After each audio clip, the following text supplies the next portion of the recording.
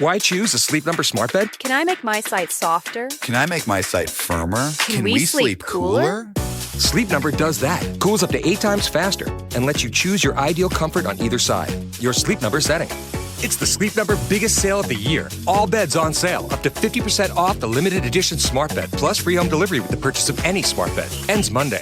All Sleep Number smart beds offer temperature solutions for your best sleep. Check it out at a Sleep Number store or sleepnumber.com today.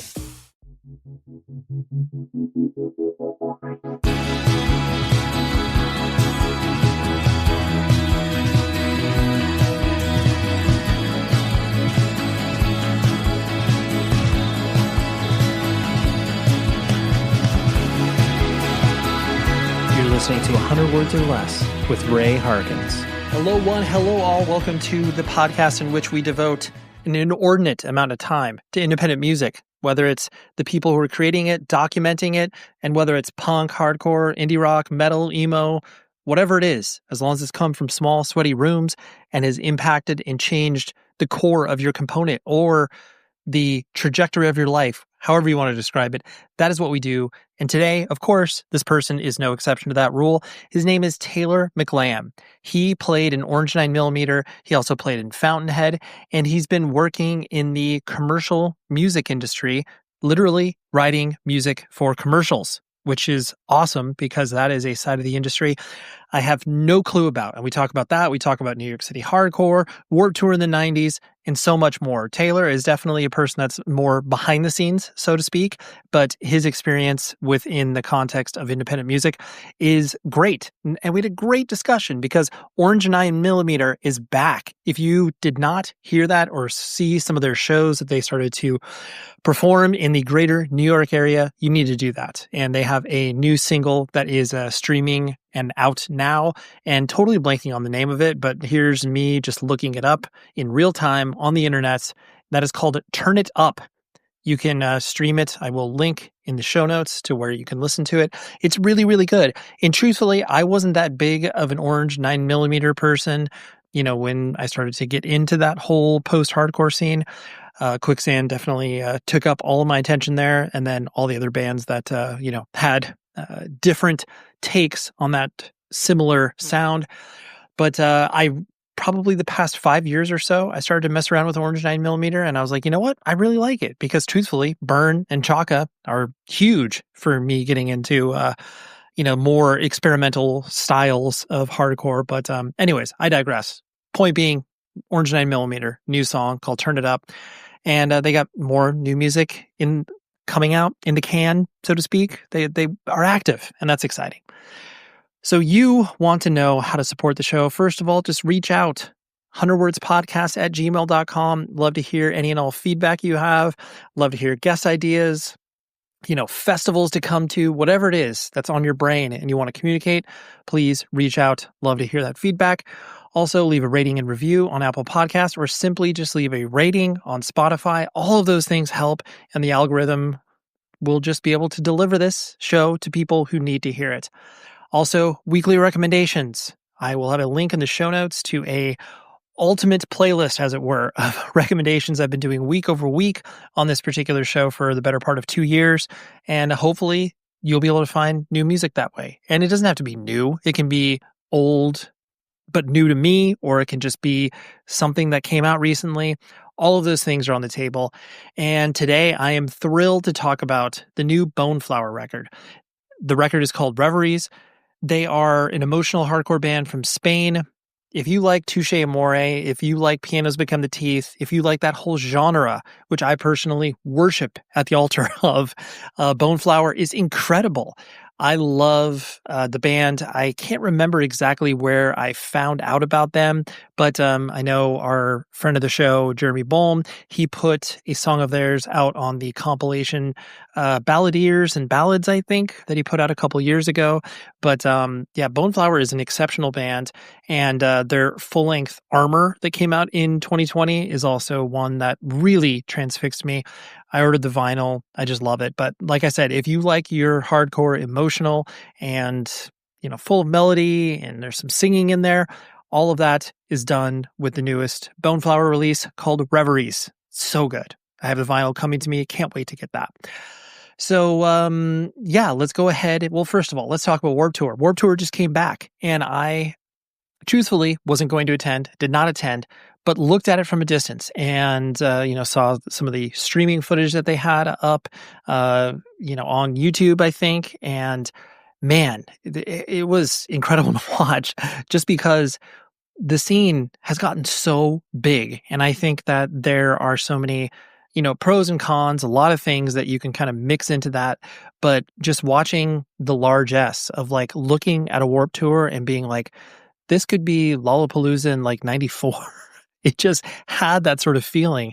And the moment that I kind of started to watch those videos, I got some FOMO. Or just missing out. I guess you wouldn't even call FOMO, but I looked at those videos and I was like, man, that would have been really fun to attend, say hi to friends, watch some good bands. And it's just really interesting the inflection point I think our scene, broadly speaking, is in now because we don't know what the ceiling is. And more people are going to come to shows. Festivals are going to be successful. Some things are not going to be successful. But the music industry and more specifically independent music is at a really, really interesting, like I said, inflection point or junction to where it's like, we don't know the ceiling. And until we see that and it kind of comes back down to, maybe levels that you and I are used to, then we just don't know what that's going to be. So let's ride it for what it's worth. And obviously, hopefully some of these ideas and the lifestyles that many of us get attracted to within the context of independent music, that's what sticks. The DIY nature, whether it's, straight edge, veganism, philosophy, religion, whatever it is you're pulling out from independent music that's reshaping who you are, let that be the most important thing. Music is sick. It's awesome. It's great. But as long as it has a message and a purpose to it, that's truly what I think separates, just your average music to the music that, comes from something, comes from a scene or whatever the case may be. So anyways, I'll get off my diatribe, but I was just very excited to see Warped Tour this year. And it was one of the few times where I was like, you know what I want to do? Stand out in like the, 90-degree heat and just watch some bands. But I did. So long live Warped Tour, and it's really cool. It's back. Anyways, let's talk to Mr. Taylor McLam right now.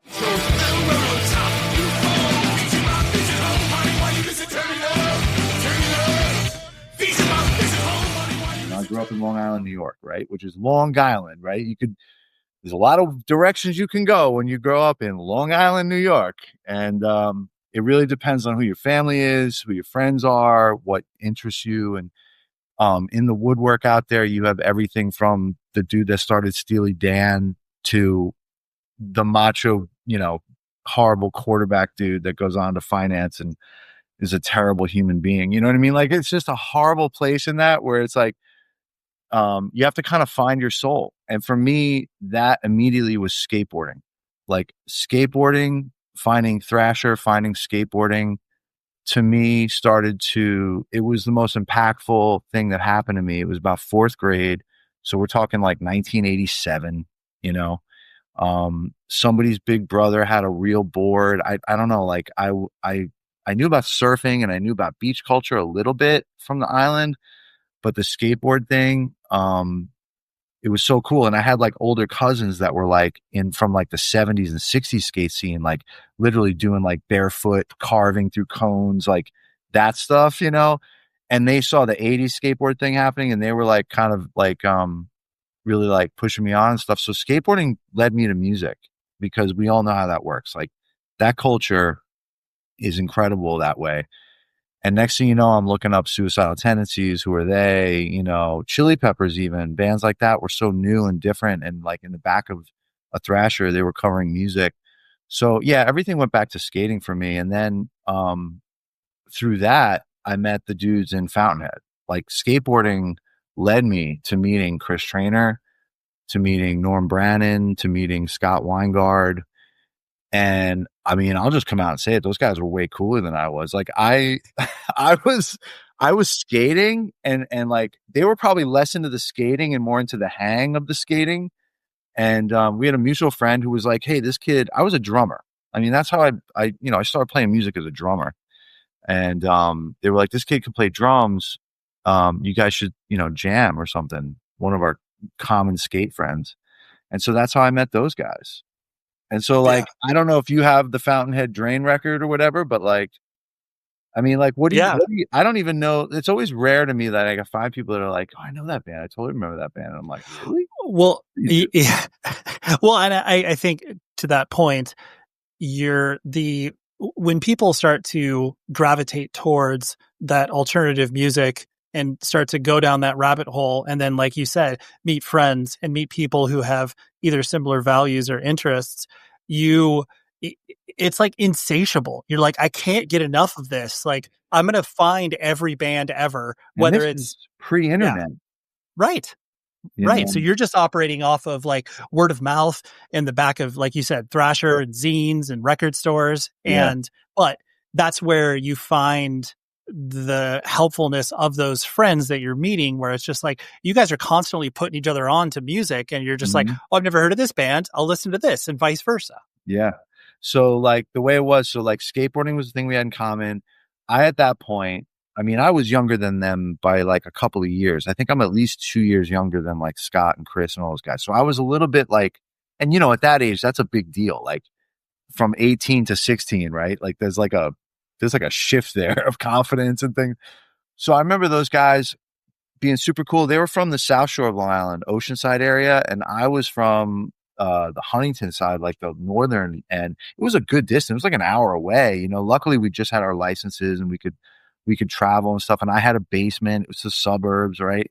So I was like, well, I got the drum set in the basement. Come on by. Let's see what noise we can make, you know?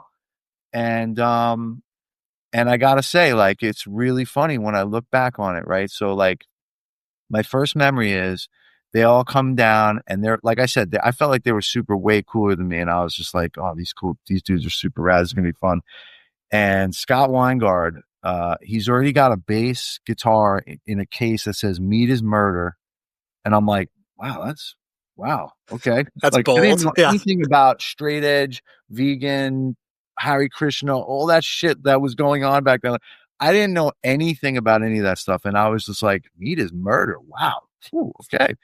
Meanwhile, he's the nicest guy in the world. He's like, "All right, cool." And then Chris Trainer's like pulls out a freaking metal guitar, plugs into a Marshall, and we start playing, and I'm like, dude, these guys are sick. And then they leave the practice handing me a cassette tape that to this day, man, I wish I had this tape. It was like the hardcore, like 101. Like I knew about hardcore a little bit. Like I knew about Token Entry. I knew about like, you know, Youth of Today and Gorilla Biscuits and that stuff, but I wasn't like in that turning point stuff where like they were on the forefront. They were talking about Dag Nasty. They were talking about, you know, all kinds of interesting, but just also classics. But like they made me cassettes to be like, dude, listen to this. This is what we, you know, Inside Out, Super Touch, and all this shit. And I started to get the education, you know, and I was like, damn, this shit is fucking rad. And Right. I was hooked. Well, and that's 16 years old.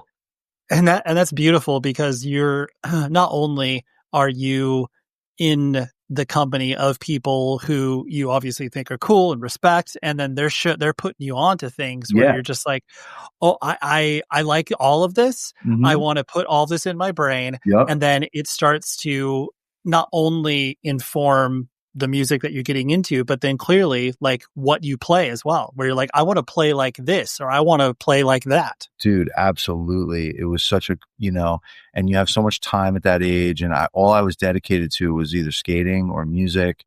That's all I cared about. I didn't care about school. I didn't care about anything else. I didn't care about girls. I was just like kind of like a mission, like snowboarding, skateboarding, music. I just want to get good at this shit. And I would play drums forever. Meeting Chris Trainer, so the guitar player, Chris Trainer, that was really my first contact with those guys. And Chris and I are brothers from other mothers, like to this day. Like I could not talk to that kid for fucking 5 years and we come back right where we left off. He's really exceptionally like very close to me as a person.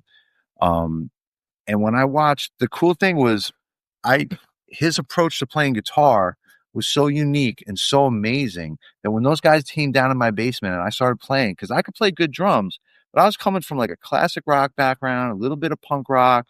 I kind of knew about alternative music, but it was just kind of Jane's Addiction and things like that. And the way he was kind of like coming at it from an aggressive, standpoint. Me and him locked in, and it was just like we looked at each other and we were both like, wow, this is fucking awesome. Like that was sick. So we left that first practice knowing that this is a band. Like we were stoked. And right. What was your when you start? I mean, that's exciting that you were able to like get that jolt immediately of like this is going to be exciting.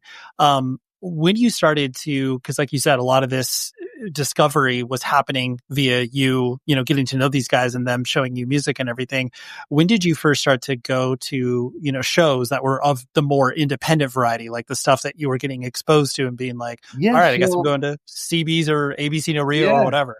Well, if you think about it, so I was 16 years old and like all ages shows were kind of rare back then. Like, I mean, it was hard to like go to real shows, but like I started to be able to go. I think my first couple of shows, like real hardcore shows, were Gorilla Biscuits and Worlds Collide, bands like that. Like, but honestly, one of the sickest first shows that I remember being at is the first show we ever played as Fountainhead. And I think, do you know Adam Tanner by any chance? He's like he's a photographer. Yeah. Do you know Adam?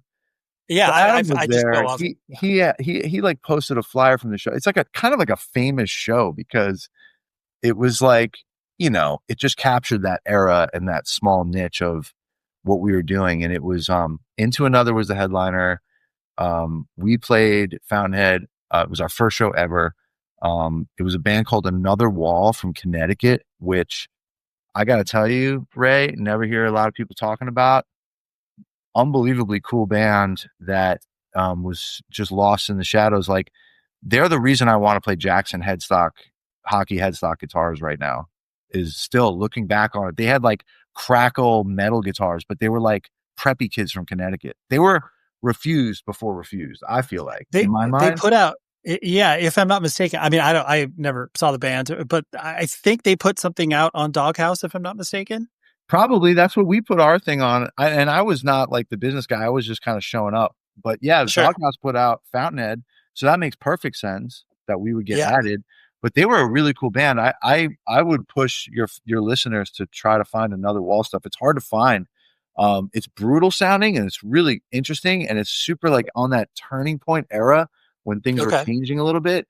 And I just remember showing up as a kid and not, like, again, not kind of just starting to learn this culture and seeing these kids from Connecticut with like, they look like Refused, like they were well dressed, like khaki pants, button down shirts, baseball caps, and then like crackle Jackson metal guitars and being brutal with them. And I'm like, I'm liking this whole ironic thing that I'm seeing. This is so fresh and new, And then you think about it, you get to like Helmet and stuff like that. And then all these bands that start to like take over radio and, Rage Against the Machine and things like that. It's like, man, these bands were cutting edge, like, cause it was so heavy and they just didn't buy into the whole, like, I need to wear spike leather bracelets also, like, and be like super tough. Like, you know what I mean? Like, I don't know. It was just a very interesting time in music. Anyway, at that show, it was at a Hare Krishna temple for free, and there was a bunch of white power skinheads that showed up and started a complete crazy riot, and it goes down in history as like a really crazy show from back then. So right. That was Fountainhead's kicking off point. Well, and that was dovetails well to something I was going to talk to you about, because Fountainhead was such an interesting band because, I mean, clearly it predated what you were doing in Orange 9mm, but it's like the scene at that particular time, like late 80s, early 90s, was in that transition phase where it's like everybody was like, okay, we like hardcore, but like we know that this isn't going to be long lasting, or this isn't going to potentially afford us a career or anything like that. So you went down two roads. It was either like we go more metal or we go, trying to be more melodic or rock or whatever. Right. And so I know with Fountainhead, like you guys didn't, necessarily like have to make those decisions. Like you were just obviously operating off of your own instincts. But did you, like, as you started to, play more shows and get experience with Fountainhead, did you notice that kind of like, oh, bands are kind of gravitating towards one or the other, and they're not just like being a straight up hardcore band or a straight up metal band or whatever? Yeah, I think that there definitely was like an acknowledgement of the reality at some point. I think when Fountainhead started, it all felt very just honest and pure and like honestly beautiful. Like that's like where I want to get back to. I want music to feel unthought about and just, I mean, Chris would come in and play a riff, and I still think he's one of my favorite guitar players that ever walks the face of the earth. Chris Trainer is a standout guitar player. Now he's like really crazy, schooled to the level like No's Theory and stuff. But back when I knew him back then, he was coming from a place of just complete, he was an emotion on guitar. There was no, and he informed me how to learn guitar. So I was a drummer watching him play, and I would watch the way he would attack the instrument without, he didn't know theory. He didn't know any, he was playing by ear. You know, he knew metal. He knew like, he had a great ear, great feel. But I don't think he knew like a lot like I am, didn't scales, theory, you know, what he's playing necessarily. He just came from the heart, and it was super inspiring. And those guys would leave their stuff. This is the key to being Taylor McLam, the guitar player, and other things. They would leave all their stuff in my house. And so I would come home from school and there'd be a guitar rig there. And I'd be like, I want to try to play guitar, you know, like, so I'd have all this stuff in my house because I'm the drummer. I can't bring my drums to your house, right? Let us talk about our awesome friends at rockabilia.com. First of all, 10% off. Use the promo code 100 words or less. That will get you 10% off your whole order, which means free shipping and how about some, additional bucks towards your overall purchase. It's great because they offer so many things, whether you're into hardcore, punk, metal, indie rock, classic rock, hip hop, they got it all. And it's all officially licensed. So that means the bands get paid, you get a high quality piece of merch, you support independent business. There's a win-win scenario across, or win-win-win. Yeah, there we go. 3 wins across this entire transaction.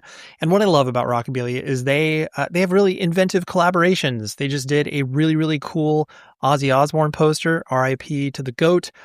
This was well before, not the final show was announced, because that obviously got announced a long time ago, but it was just kind of a serendipitous timing, and they have a really cool poster up right now.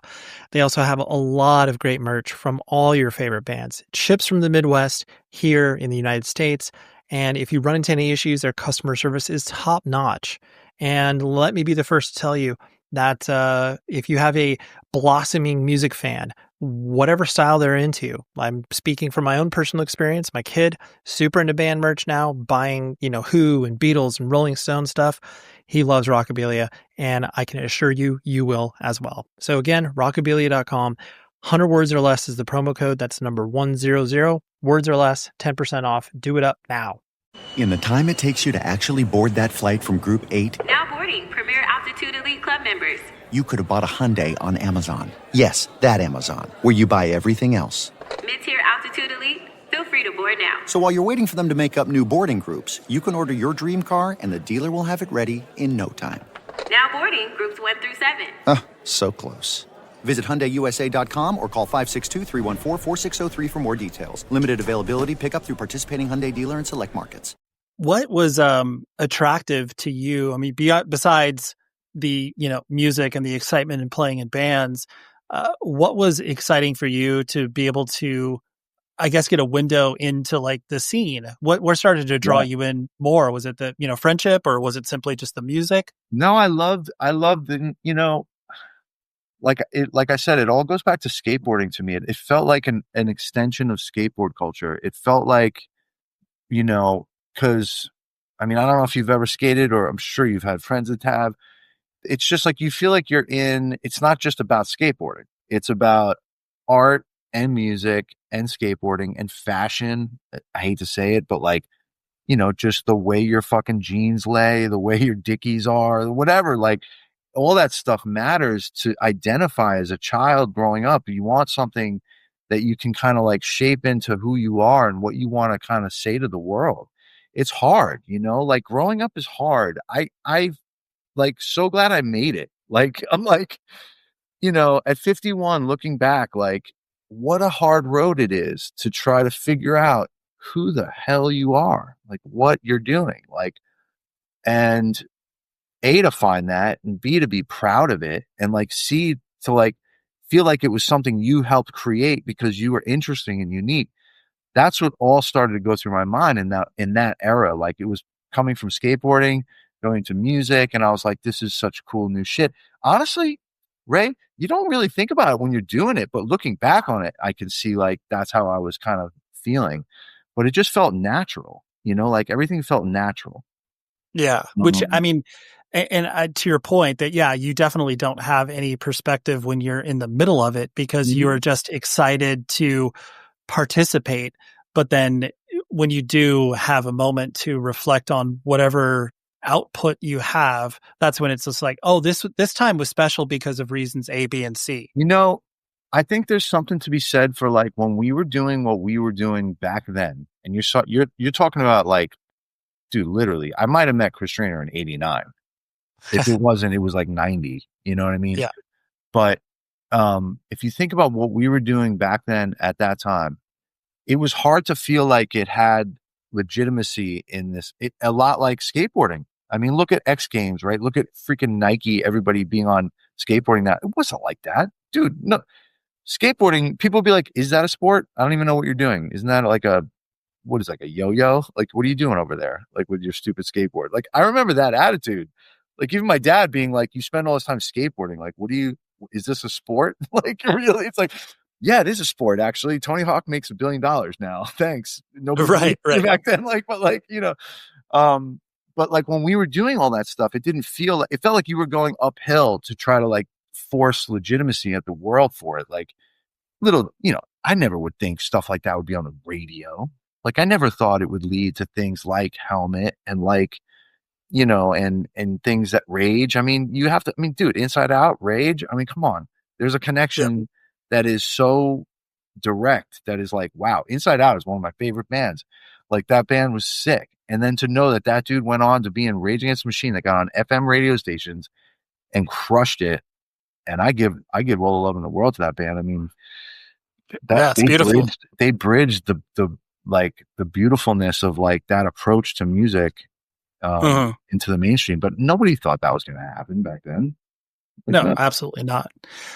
When you started to play some of your early gigs with Fountainhead and everything, correct me if I'm wrong, like Fountainhead did you guys do a full US or were you guys primarily like in the Northeast? It was like the band that was and wasn't. Like we played a handful of shows. Like okay.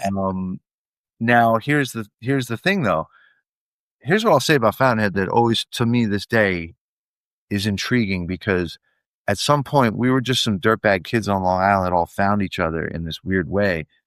My way was skateboarding. I don't know how Chris and Scott Weingard knew each other from high school, I believe. And then Norm Brannon, I'm not sure how they knew Norm, but he was like the coolest kid, like knowledge-wise of hardcore. Norm Brannon, Antimatter. Oh, yeah. So heroes, right, in this band. Like you go like Scott Weingard, okay, sorry, bass player Fountainhead, but Texas is the reason. Started Texas is the reason with Norm Brannon and other. I think probably maybe first emo band ever. I don't know. Like, it's like, I don't know. There's like some fucking weird shit there. Oh, and by the way, he's like a world famous vegan chef, Scott Weingart. Yep. That Meat is Murder, dude, with the case coming down my stairs in the basement. I'll never forget it. Meat is Murder. I said, damn, that is a hard statement. Like on the side of this, like, right. And he's a world-class vegan chef now. Yeah.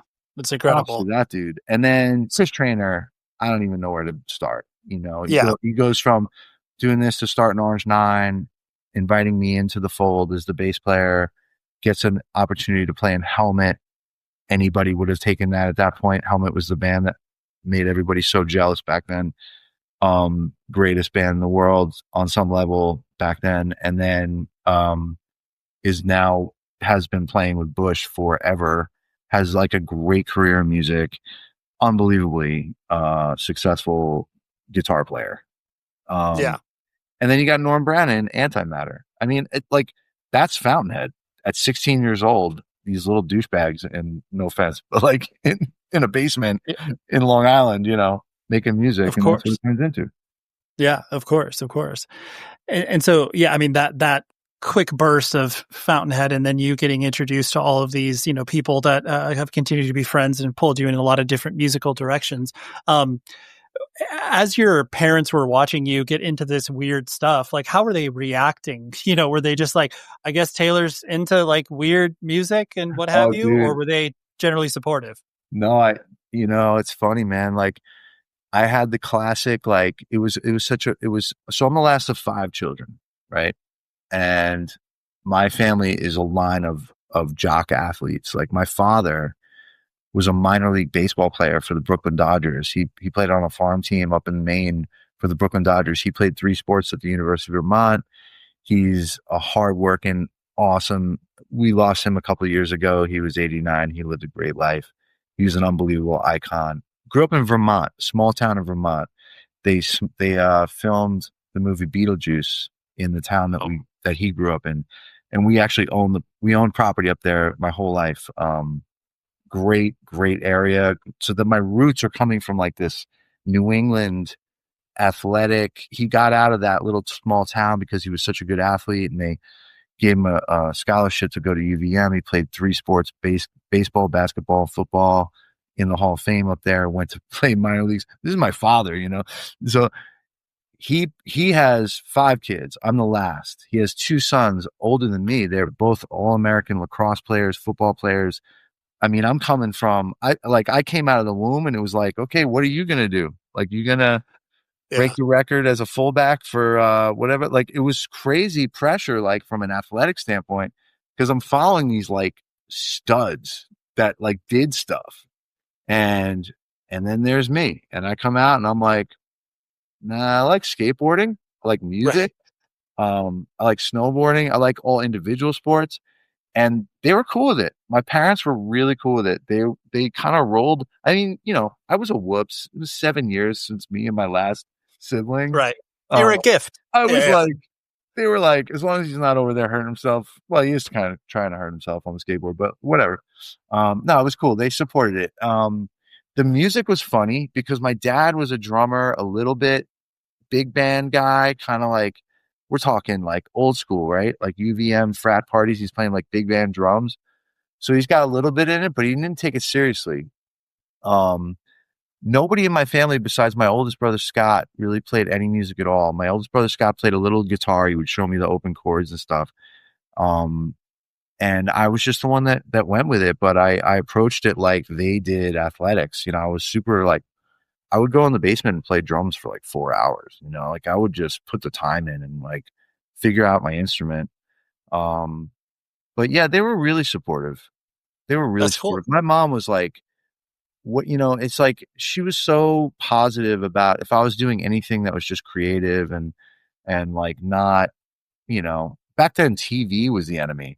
Little did we know what was coming. Like TV and video games, they thought were like super bad for you. Right. That's what's gonna rot your brain. And yeah. So when like you mentioned, Chris pulled you into Orange 9mm, and this was there was around 95. So it was like you guys had already, or correct me if I'm wrong of that timing, but it was around 95, right? Yeah. Started to play with them. So to go back to Fountainhead, another legend that was in Fountainhead, Larry Gorman. I'm sure you've heard that name come up. He's been in a bazillion. Like, I'm not like a scenester anymore. I've been a dad for like the last 20 years, but like, I think he's Boots and Black or something is his current band. I think with his wife, if I'm not mistaken. He like currently has a band called that. But Larry took over for Fountainhead. He did the last, I think, 2 or 3 songs on the first record. Because I went to school. I went to college. I went to Colorado. I went, to be honestly, to try to be a pro snowboarder, but do school in the meantime. And as I'm doing that, Larry takes over at Fountainhead. They do their thing. Fountainhead really just turns into Chris meeting Chaka in the city. Those guys starting a project, Larry getting on board, doing some EP work with them. I mean, the early Orange 9 stuff is Chris, Larry, Chaka, I think Davide. They might have had a bass player just before that, maybe, but I think Davide was the original, and like that whole crew. And then that led to the EP, which was super cool and famous and like whatever, legendary to me. And then the Driver Not Included record, they get signed. Dude, my homeboy, I'm like in Colorado. I'm like, you just got signed, dude? Major label? Like, this is when music was like changing like a lot. Yeah. And I was like, holy crap. And sure enough, I got through my studies and I did my thing snowboarding, and I realized that at 6'2", 225, I'm a little large to be a pro snowboarder, and it's really tough to follow dudes through trees and like through powder and be a big oaf. Um, he was like, yo, our bass player quit. We're on tour. We're going to do this new record soon. Do you want to join the band? And I'm like, kidding me? I like got my diploma and went on a tour bus with Orange 9mm. So what a That's gift. incredible. Right. Right. Yeah. And so getting that sort of, dual experience in regards to, going through the paces of school and then obviously pursuing the snowboarding stuff, but which is, a creative pursuit in and of itself. Yeah. And then being thrown into, the touring life and the life of a band that, was on the rise. Was it daunting, exciting? Were you just, like living moment by moment, or were you scared? It was like all the above. I would say, I mean, if I could go back for a second to just my everything, when I was 4 years old, I joined the Screen Actors Guild because my mom got me in a Whirlpool dishwasher commercial. Like I was on camera on a national commercial, like, and I did that stuff from until I was like 4 until I was like 13. I vested like 7 years in the Screen Actors Guild as a kid, being an actor. So like the whole like stage thing and like being in front of people and all that kind of stuff, like I actually always, that stuff didn't scare me. It excited me. My biggest fear was I hadn't played bass that much. Like I had literally been a drummer that loved to play guitar, and I started becoming more and more of a guitar player because in college I just wanted to write and I wanted to be like the guy in front. I wanted to like make songs and all that kind of stuff. And he's like, we need a bass player. Dude, I went out and bought a bass, and for 2 weeks I played bass like a guitar player with a pick, like, learning the songs. And I knew I could play them. I was a drummer. I had great rhythm. I had great feel. But the act of playing bass, the pressure, the way you have to press, the amount of force you need on the fretboard, everything, those things started to be very intimidating because I'm playing a full set immediately. I'm playing an hour and a half or whatever. And there were times in the first couple of gigs, dude, that my forearm just locked. I was like, and I'd have to like shake my arm out like, fuck. Cause like there'd be like these low riffs that'd be like down and you're just pressing, and you're pressing and you're pressing. There's no light up. And you're like, oh my God, like I'm not trained to do this. Sure. So it was getting thrown in the fire for sure. Like I was thrown in there, but like I picked it up pretty quick. I don't think if you were to the layman, I don't think you would have noticed, but it was it was definitely like, and then just learning gear, professional levels of like wiring everything and like making sure things aren't going to go wrong and like taping your straps down and like all that crazy stuff. You had to have it really, bad things had to happen for you to learn. Sure. And was it, like you said, when you were, snowboarding and pursuing that, you were still paying attention to music. Was your expectation when you joined that, like, did it meet the reality, or was it even, different or bigger than you thought it was going to be, like, as you started to participate in that touring cycle of Orange 9? No, it was probably the most fond era of my life because immediately I got free clothing. Everything was like, hey, you want 10 pairs of Vans? You want this is like the Warp Tour. Like we're doing like stuff. And, I wasn't making a lot of money. I honestly got into that band in such a weird way that it was just like, I was just happy to be there. And I was like, oh, you're going to give me, okay, a little stipend to fucking, okay, whatever. And like, I was like, they have this big manager, Scott McGee, who was Doc McGee's brother, who used to manage Kiss. Like, what the fuck? Like, I'm in like a world I don't know anything about, and I'm just along for the ride and thankful. So I was kind of a little naive and stupid, and I just looked at it like it's like, I don't know if you've ever seen the movie Stripes, but like John Candy, the way he looked at the military as being his weight loss program. Like I looked at this as being like my Club Med vacation, but somebody's paying for it. I don't know. I'm like on this bus. I go around. I go to all these places. Somebody's doing it all. It was like, yeah, it was awesome, man. It was like the best. And I was 22, and it was the greatest age for that to be the case. And I learned so much so fast about live sound, about having your rig right, tone. You get your ass handed to you by bands after you are every night, and you're like, "Fuck this shit! What do I got to do to sound better than that band?" Like, it gets like crazy. It gets competitive. It's exhausting. The rigors of the road are insane. Like, I don't, at my age, 51, we're trying to get Orange 9 going again, and we're doing this thing again, and I'm like, dude, I'm down, but like, I can't do 3 months in a van anymore. There's no way. Right. Yeah. Yeah. Listen, you've heard me talk about evilgreed.net before, but now is the time for you to actually visit their site and check out what they have to offer. First off, they have a limited edition promo code available right now. Just use the code SUBURBS, SUBURBS, for 10% off your first time order.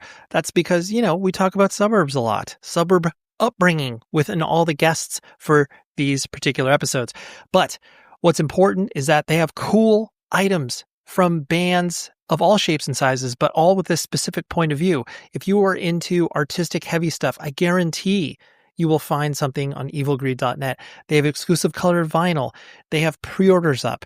They have long sleeves, short sleeves, sweaters, all of that stuff you can order. It ships worldwide from their headquarters in Berlin, Germany. And to us here in the United States, the shipping rates are very advantageous. So trust me, you want to go to evilgreed.net. You listen to this show for a reason, because you like punk and hardcore and all that stuff. Guarantee you that you will love evilgreed.net and all of their offerings. So again, use the code SUBURBS for 10% off your first time order, and love it, because evilgreed.net is the real deal. Go shopping. Getting baptized by fire, especially in regards to Warped Tour. Like, I don't care how many times a person does it like that. That's just a wild tour to do in and of itself. When you were also playing, club shows and away from Warped Tour, like how different, I mean, it's largely different, I know, but like, how different was that experience? Like, did you feel like Warped Tour gave you the skills to take it back into the clubs, or was it like two completely different experiences? No, I think Orange 9 really is comfortable in like a smaller venue with a tight crowd. I mean, that band to me still feels like an extension of a hardcore band. And I know we did branch out. It is branched out. We're not like a hardcore band. I mean, you are a post-hardcore band. What does that word even mean anymore? I don't like, I'm starting to really understand. Like, it seems to be this catch-all now for like this like funnel of shit that is like so different, like that's like, yes. Anyway, who cares? Like, I don't like labeling music doesn't even matter to me, but like, yes, that whole thing of like kind of noisy, kind of loose, kind of free, whatever. Like, I think we exist better in like, I mean, I personally like to play in a more tighter, sort of like an Irving Plaza. Like, that would be like my like biggest kind of like, if I wanted to be like, honest. But, as you kind of scale up, like we just played the Refuse show. We opened up for the Refuse. I mean, I was honored, dude. I was floored. This was our second show back, and we're opening for Refuse, and this is like one of my favorite bands, like hands down. Like, I mean, the amount of people I've sent that new noise track to be like, you want to break something down? You want to break a wall down right now? Listen to this, Right. We played the Brooklyn Paramount, and it had like 45-foot ceilings. Beautiful place. Beautiful. But the way it sounded was so cavernous, and like the amount of people, it was like a 2,500, 3,000 foot, 3,000 foot, 3,000. I'm going to go hiking with my son next week. You could, 3,000 cap venue. It just felt so like reverbed out that it was like, and there was a barrier and there's people, and it just doesn't feel right for the band. Like, it just kind of feels like, I don't know, I'd rather play in like a sweatier, kind of tighter zone, Right. Yeah. It's like, you're never going to say no to a show like that, but you're just like, no way. Given my ideal circumstance. I mean, it means you're moving forward success-wise, Yeah, absolutely. And kind of, I mean, putting a pin in some of the Orange 9 stuff and then comparing to, like you said, you guys are obviously putting out new music and playing shows again. Yeah, awesome. Right. I was going to say, like, how would you compare and contrast? Just like, are you more like grateful to play shows now than you were back then? Or is it like, how does it ping pong around your brain? Like, this is bonus land, like you just get like, I don't know. like in pinball when they shut off the where you can like lose the ball for a second and you're just like going at it. Like, it's like, that's what this feels like. It's like, Sure. I mean, I didn't, I've been a father for, my daughter's going to be 19. My son's going to be, he's 14 and a half. I have a stepdaughter who's 12. I've been in the thick of marriage. I've been married. I've been divorced. I've had a bunch of career changes outside of the band, doing different things, which we should touch on, because I don't know if you've done your research, but I had a very interesting career in music, in pretty much the opposite of the hardcore scene. But Sure. Well, you did a lot of co-writes and commercial music yeah, composition. I sold my soul to the devil for sure. But no, or you bought in. Either way.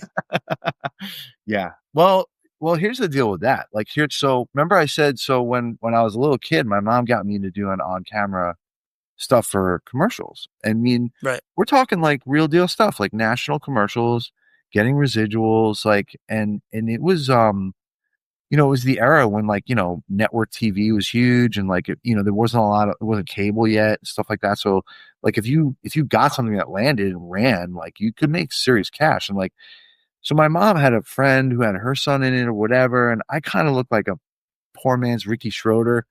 And then so he somehow threw me in. I had blonde hair and blue eyes, and I got a couple of gigs right away.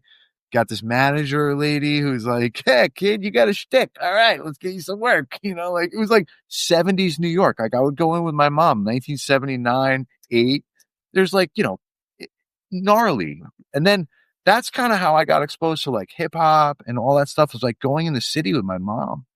Like, I was going in the city at a very young age, like 4 years old, and seeing like that era in New York City, like 1979, like literally gnarly stuff. And it was kind of cool, and booked enough gigs. But to circle back on that, so I always said that was through the Screen Actors Guild, right? So when Orange 9 kind of like hit our, we did our thing. I took over guitar. We did a couple of EPs and stuff. We did a full length.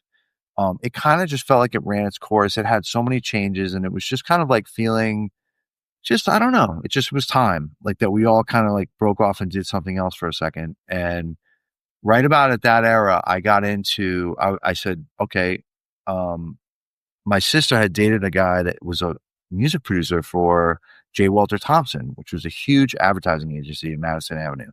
And at some point, he tried to license an Orange 9mm song for, I think, a Samuel Adams beer commercial or something like that. Because he knew, he was dating my sister. He was like, "Oh, your son's in this cool rock band, I'm going to pitch it in this meeting or whatever." And like, he got like down the line, but it didn't win somehow. But I just always remembered that. And because I remembered my early drum teacher being like, "Dude, you can make so much money in jingles or weddings." Like, like his whole thing was like in music, if that's what you're going to do. So I was like, well, dude, doing commercial music seems like it's like financially very good. Now, whether it's something I want to get into or not is another question, but I need a job, and I just came off tour, and I was in a band that kind of was something. Let me try this. So I call the guy. I'm like, "Hey, how do I get involved with doing stuff like this? I don't think there's a lot of people that come from my world that are in, the music production world doing commercial stuff. I think, whatever." So he gave me some contacts, and long story short, I got a job as a sales rep for a music production company that worked for advertisers, called Crushing Music. And it was owned by this legendary character named Joey Levine, who Joey Levine was in the 1910 Fruit Gum Company band when he was 16 years old, and wrote "Yummy, Yummy, I Got Love in My Tummy." Oh, I mean, we're talking old school, amazing, Queens born, just this business minded, amazing, just magnet. I met this guy that it was the luck of the draw, and he took me under his wing. He was like, "Dude, you don't know a recording studio. You don't have one. You don't have a reel, but I like you, kid. Like, you want a job as a rep?" And like, so I started selling the company, and I was terrible. I was like horrible. I don't think I made one sale. But while I was there, I watched how all the guys worked. I got pulled into studios. I sang on stuff. I played drums on things. I started to become a writer. I would go home and write stuff in a studio and bring it in the morning because I knew what they were working on. And I'd just hand them a free demo and be like, dude, I did a Dr. Pepper last night. You can throw it in the trash if you want, but if you like it, you can send it to the client. And like, sure enough, I started winning and I started winning jobs and I started making more money than I made in the band in 5 years in about 6 months. And I was like, right. What was the first, just because, do you remember one of the first ones that hit? Like which one was I like, remember the exact first commercial I won. It's for the stupidest product. And it was probably the stupidest song. It was for Lever 2000 soap. okay. Sure. I remember the soap. Not a brand anymore. I think they like went away. Sure. How does soap go out of business? But anyway, like, right? I mean, you think a soap brand would last forever, right? Well, they just, I guess they're eventually like Procter and Gamble's like, oh, let's change the name of this. It was totally Procter and Gamble thing, and that's why it was so awesome because I sold this. It was like a little like Django Ryan. It was actually a pretty cool track, actually. Now that I think about it, because I'm coming at this from a whole new. They throw the video up. It's on beta tapes. It's like in a studio with an engineer. It didn't have to be like a dude. It was like 90, 99, 2000. Okay. And there was no like nothing was digital yet. Like so, like you're linking up something. And like I'm like they're like, well, what are you gonna do? And I'm like, I don't know. I'm just thinking it's like a dude walking on a beach or something. And I'm like, I got this like Django Reinhardt thing in my head, and I'm gonna whistle some little melody over it. And the coolest part was they bought the track and they considered the whistle to be a vocal. So if it's a vocal, it goes into the Screen Actors Guild Union. And so now the stuff that I was doing when I was 4 years old, I'm getting union work now at 22, picking up where I left off. In 3 years, I'm vested for a pension. I have a pension now. Like I've been working in the Screen Actors Guild now for 10 years, like as I'm doing jingle work. So it was so hard to give up, man. It was so gnarly to my soul, kind of like coming from where I come from and everything. I was like making Pringle songs, like whatever. But like, I was like, dude, I'm making tracks. Who cares? Like they're going to buy some track somewhere. Why not have it be my track? Yeah, exactly. It's like, right.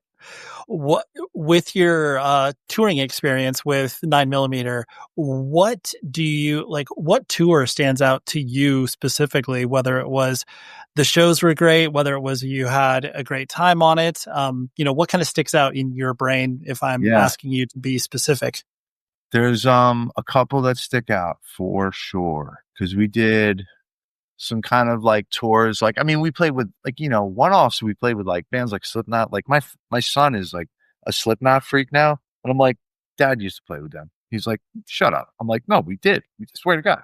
Nobody knew who they were at the point, but I watched them and I was very scared of them. I was like, these guys are freaking gnarly. Yeah. But no. Okay, so first one that stands out to me is Bad Brains. We did a tour for 2.5 weeks with Bad Brains. They were called the Soul Brains.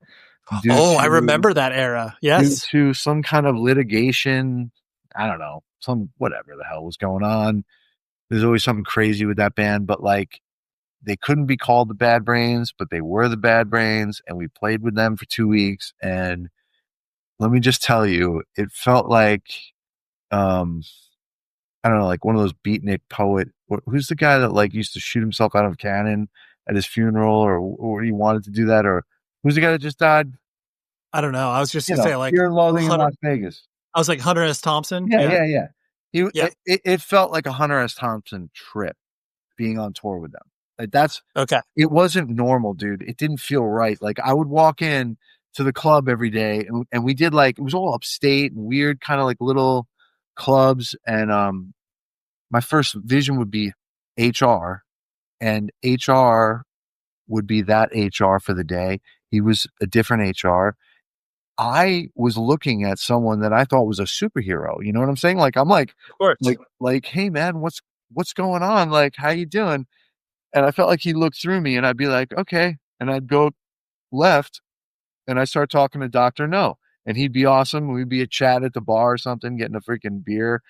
And Daryl, and I'm like, how am I sitting here hanging out with the Bad Brains right now?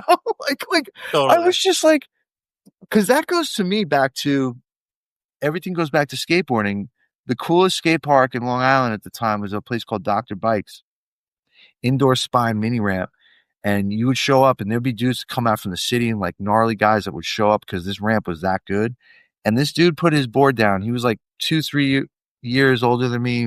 I was like 14, and he had this sticker on his board that said Bad Brains, and it just had like the lion on it. And I went, "What's Bad Brains?" And he goes, "It's the coolest band in the world." And then he just drops in the ramp, and I'm like, "Oh, I gotta check that band out." Like, you know what I mean? Got it. And then, so here I am hanging out with them. Like, what the hell's going on? So that was a good one. That was a real good one. Another great one, Deftones tour was incredible. I will say that was the one where I felt like I got my ass handed to me in terms of like, I really do feel like they outplayed us every single night. And I would go listen to them and go, "God damn it, Steven. What is your guitar made of? Like, what is magically happening in that rack? What is going on?" Because your guitar sounds like a brick wall hitting 10 feet of concrete. It was so crazy. And I was so impressed by them, just the emotional and audio connection they had with the crowd. Learned a lot from those guys. Those dudes know how to do it, man. They got it, the juice, you know, and then they're coming from the Cali vibe and a whole different swirly kind of land and about it. But I respect it. I love it. I think it's so cool. That was sick. The other one, and I think it was just kind of for fun because I thought it was just like such a funny grouping of bands. And we toured for so long. It was Orange 9, Fu Manchu, Clutch, and I want to say Chevelle. Or was it Shift? Maybe Shift. Shift matches the era wise. Shift was in one of our tours, and I don't remember if it was Clutch. My memory's not amazing. Shift was a great band. I mean, that was unbelievable. That was another band that like not a lot of people kind of talk about, but was a really cool like turning era band. With people, it's like that with people who did a lot of really cool shit. What was the guitar player's name again? In Shift? I don't know. I just know Sam, the drummer, then I can't remember the guitarist. I'm embarrassed that I don't remember his name, but he ended up doing what I did. He worked in advertising a little bit, so I felt a little better about myself when I found that out. Right. Well, I mean, true. You're not alone, and especially now where so many people, and I'm sure you notice this too, where so many people that come from the independent culture that we have all come from are now like, directors or creative directors. Like there's so many people splintered all over the place that are doing their creative pursuits, but bringing that sort of lens to it, that independent punk or hardcore lens. And like now you just see it all over the place. Like Spike Jones, right? Like, exactly. That whole kind of vibe of like, look, we got to make a living. You have to make money. Like, I don't, you can be as punk rock as you want. You can try to like act like that's not important. But at some point, man, if you want to raise a family, I mean, it'd be one thing if it was just me, dude. I could live in a tent. Like I really could. But I have kids that need to eat 3 times a day and go to a school and like have a roof and like, there's things to pay for that are tough, and you're a musician, man. It's not easy. I at some point, and this may have been justification about some of it, because I do respect people that hold music in a sacred place, and I've always loved Neil Young for that, but here again, the guy's a millionaire, right? But somehow has some kind of like etiquette to it, and like doesn't kind of whatever. But like at the same point, there was a day it hit me where I was just like, is there more dignity in like working a shit job you hate and then doing music you love for the right reasons? Or would you just like, you know what I mean? Like, why is that better? If I can make a track, and if I happen to be able to sell it to Adidas for 10 grand, what's wrong with that? Like, totally. Well, I mean, and there to that point too. I mean, not to echo or justify like what your thought process, but like that used to obviously be such a like you joked around selling your soul to the devil, but it's like now not the only, but a huge factor for bands still being able to continue to put out music is the fact that like, oh, dude, we got a car commercial. Right. Like, and no one bats an eye at that. Everyone's like, Well, that's when I great. started Good doing job. that, when I started doing jingle stuff, that wasn't the case. Bands No. were embarrassed to do stuff like that. And what, then this was kind of like the secret little part of that world that was sick, was you could do like the most embarrassing thing. I mean, I'm not going to say it on here, but I've done some things I find embarrassing. Like I've sang some words that I'm like, wow, I think I just sang about a rib, if I'm not mistaken. Those things go to get you checks in the mailbox. But the coolest thing about that job was nobody knew your name. It wasn't like there was credits at the end, like sang by, done by. Yep. So it's like, nobody knows. It's like anonymous, it's like just goes by the world and I'm getting a check for it. So yeah, everybody's okay with that. Yeah, exactly. Yeah.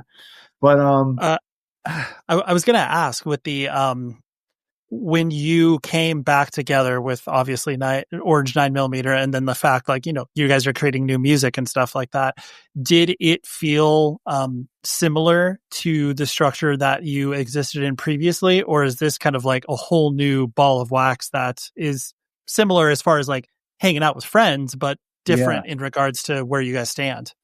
It's a great question. I think that it's both, if I had to guess, because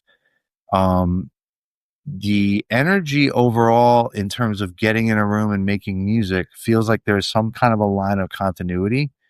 But the two new guys we're playing with, I have to shout them out. Chris Enriquez on drums, Corey Bonliglio, whatever the hell you say his last name. It's some crazy Italian spelling. I'll get the pronunciation right. Those guys have been absolutely amazing. They literally, I felt like they were fans of the band, so they understood, but then they add their own kind of little bit of maturity as a musician and like their input where it feels right. And I think the way they feel the grooves and the way they feel the music has been so nice for me. Like I feel like I'm coming into a warm blanket. And so me and Chaka have like this renewed enthusiasm. I'm finally a dad, has older children. I can go to rehearsal and come back at maybe midnight and somebody can feed themselves with a microwave pizza or something. You know what I mean? Like I'm past the time of like having to like really be like on board all the time as a father. So the time was just right. And it just felt good. And like we got in the room and started creating, and Chaka is one of the most creative people I've ever known in my life. Like he's an artist. He's an individual that runs on a lightning of energy that I don't think a lot of people do. It's a whole different frequency. And so I love coming in and having like sort of him be our captain. I'm there to create like rhythmic, melodic support. Chris has been an unbelievable drummer, and also just an unbelievable friend. Both those guys have become quick friends. Chris has so many industry contacts from working with Revolver and everything. We're like plugging into show opportunities and all kinds of connections through him. And it's just been, I just feel thankful, man. Like, I'm just like, like I said, like, this is kind of like me, like shooting some lightning out, like in my, I'm skateboarding with my son. I'm like trying to like find ways to like not, injure myself, but do the things I'm excited about.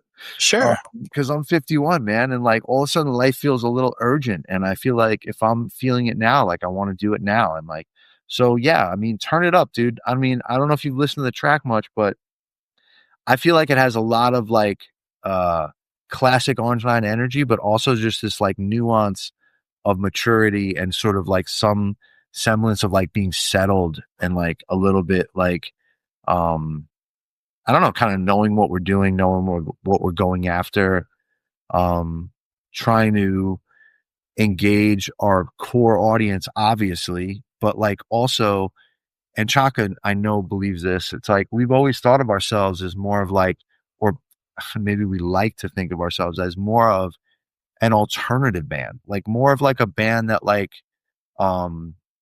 I don't know. I just think of like bands like Jane's Addiction or bands like Smashing Pumpkins, or maybe those aren't perfect references, but bands that I feel like start to take on the license to be able to do whatever. like to do a track that is so brutal that you would sledgehammer your freaking house down to, but then to do something so beautiful and acoustic that like I've always been jealous of bands that could do that, like Radiohead and like just I don't know, like I've always loved that freedom of license because I love so much music, so much. Like it's not just heavy music. In fact, I listen to very little heavy music.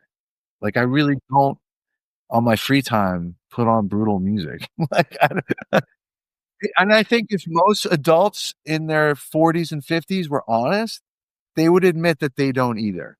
There we go. That was Mr. Taylor. And like I said, 109mm, new music, new track up now called Turn It Up. It's really, really good.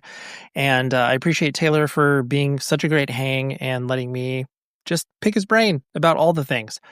Next week, I have an absolutely thrilling guest. His name is Tim Williams. He is the vocalist from Vision of Disorder, Long Island Hardcore Kings.